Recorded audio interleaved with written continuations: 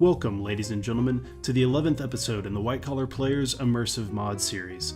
We have a great lineup for you today, including some adjustments to grass, faction player homes, and Diamond City's guards. So without further ado, please sit back, relax, and enjoy the show. Combining randomized Diamond City Guard outfits by Darth-bdaman with varied Diamond City Guards by Cthulhu and me results in an overhaul of the Great Green Jewel's Frontline Defenders. Randomizing the outfits for the guards provides them with open face helmets, closed face helmets, and sometimes no helmets at all, as well as varying degrees of chest and arm armor. However, this mod by itself reveals that nearly every DC guard has the same face.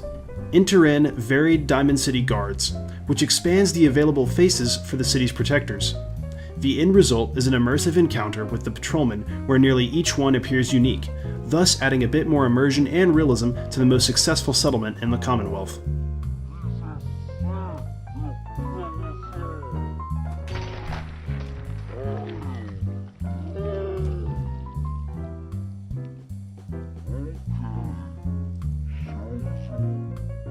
Fallout 4 saw a massive change in the color palette from Fallout 3.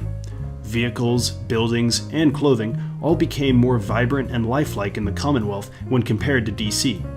However, one area which lacked significant improvement was the natural environment.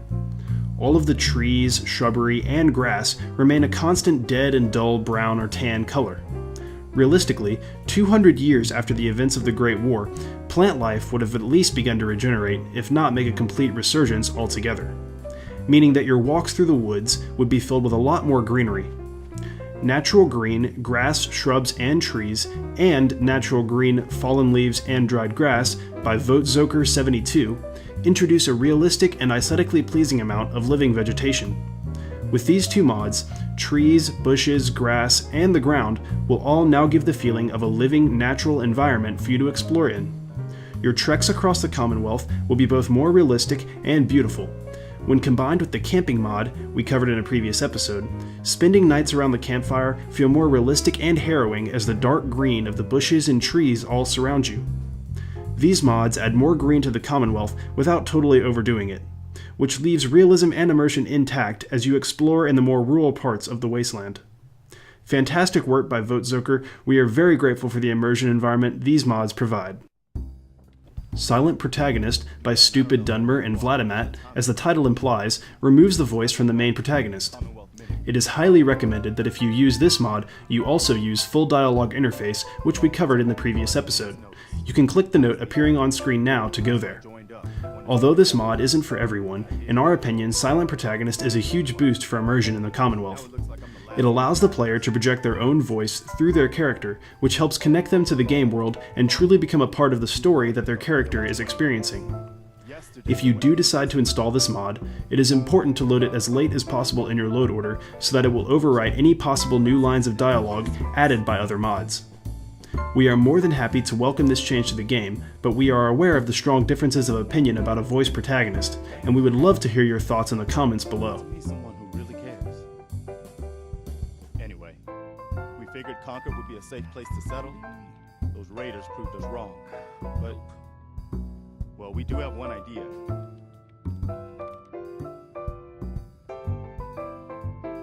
Sturgis.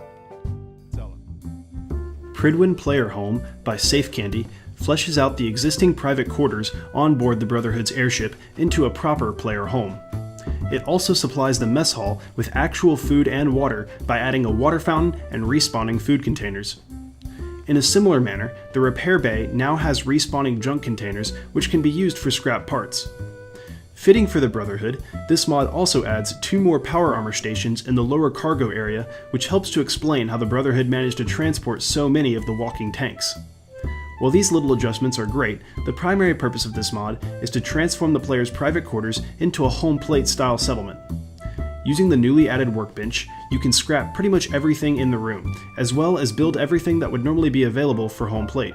As a fantastic final bonus feature, Home-Safecandy placed a button on the flight deck control tower which calls a vertibird to be dispatched to the airport, which the player can use as a transport, as opposed to having to use your valuable vertibird signal grenades. The Prydwen Player Home mod makes fantastic changes to the Brotherhood's airship, which are implemented so well that they feel like they should have been in the game from the start. After the fall of Quincy, the Minutemen began working on a plan to recapture the lost city. To start this process, they established an outpost near Warwick Homestead. The USS Quincy by Alex Ramon is an old ship, similar to the Constitution, converted to a functioning base. After helping to defend her from a pirate attack, you can use this outpost as a base of operations. Below deck, you can find a completely unrestricted workbench which allows you to build freely around the entire lower part of the ship. All workbenches are linked, as well as the many available storage containers. The ship is also outfitted with power conduits supplied by wind turbines located outside. The crew on the Quincy consists of 15 members, including a few animals. Among them are several vendors, as well as a doctor. For those more interested in loot, there are 3 unique legendary weapons hidden aboard the vessel. The ship is extremely well built and features everything a Minuteman outpost needs. However, it was immobilized many years ago after her hull was breached. If you climb up the ship's rigging, you'll be able to conduct excellent surveillance as well as soak in the beautiful views. A great mod for an immersive additional home in the South Boston area, the USS Quincy is perfect for any Minuteman agent.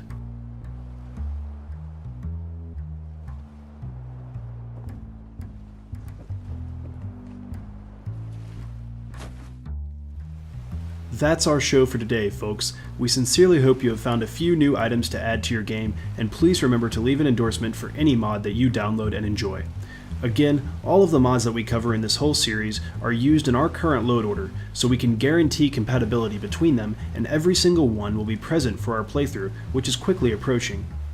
Thank you very much for joining us today, and we hope to see you next time for the White Collar Players Immersive Mod Series.